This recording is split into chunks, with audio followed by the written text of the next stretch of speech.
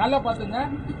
மண்ணச்சநல்லூர் தொகுதியில M L A Reddiyar, Mannachanallur chairman Reddiyar, Musiri chairman Reddiyar, Musiri ஒன்றிய கழக செயலாளர் ரெட்டியார், மண்ணச்சநல்லூர் ஒன்றிய கழக செயலாளர் ரெட்டியார், திருச்சி அறக்காவலர் குழு தலைவர் ரெட்டியார், மாவட்ட துணை செயலாளர் ரெட்டியார், இப்ப எம்பி ரெட்டியார்.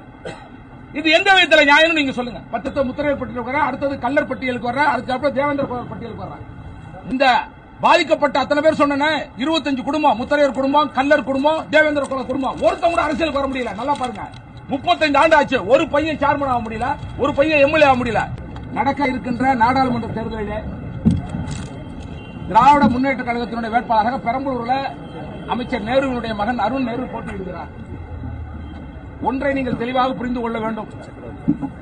1989 ஒரு ஒன்றிய கழக செயலாளர் ஆக்கப்பட்டவர் செல்வராஜ் அமைச்சரால, முன்னாள் அமைச்சர் செல்வராஜால் அமைச்சர் ஆக்கப்பட்டு அதன் பிறகு சேர்மன் ஆகி அவரால் அடையாளம் காட்டப்பட்டவர் தான் நேரு, மந்திரி ஆகிறார்.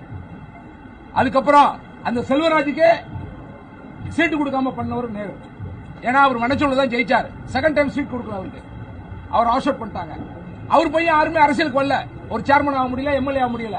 ஆனா நேரு பையன் இப்ப எம்பி ஆக முயற்சி பண்றாரு. நெக்ஸ்ட் அவர் வர்றதுக்கு முன்னாடி எஸ்கே வடிவேல்னு 2 பிரீடு எம்எல்ஏ அன்பிற்கு அப்புறமே வந்தவர். அவரோட குடும்பம் எங்க இருக்குன்னே தெரியல. நல்லா புரிஞ்சு, நான் சொல்றதெல்லாம் முத்திரையர் பட்டியல். நான் அடுத்த முத்திரையர் பட்டியலுக்கு வரேன், அடுத்தது கல்லர் பட்டியலுக்கு வரேன், அதுக்கப்புறம் தேவேந்திர பட்டியலுக்கு வரேன்.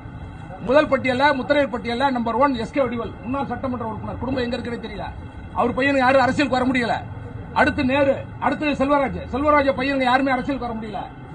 அதற்கு அடுத்தா போல் எடுத்துக்கிட்டீங்கன்னா தொட்டியத்தில் ரத்தனம்னு ஒருத்தர் ஒன்றிய செயலாளர் எம்எல்ஏ ஆகி குறைஞ்ச ஓட்டு வித்தத்தில் தோத்தார். அவரு வாஷ் அவுட், அவர் வர முடியல. அதுக்கப்புறம் ஜியபுரம் செல்லாண்டின்னு ஒருத்தர் ஒன்றிய கழக சேர்மன் இருந்தார், அவர் குடும்பமும் வீணா போயிடுச்சு. இப்ப இருக்கிற அவைத்தலைவர் இருக்கிற பேரூர் தர்மலிங்கம், அவரோட குடும்பமும் வீணா போயிடுச்சு.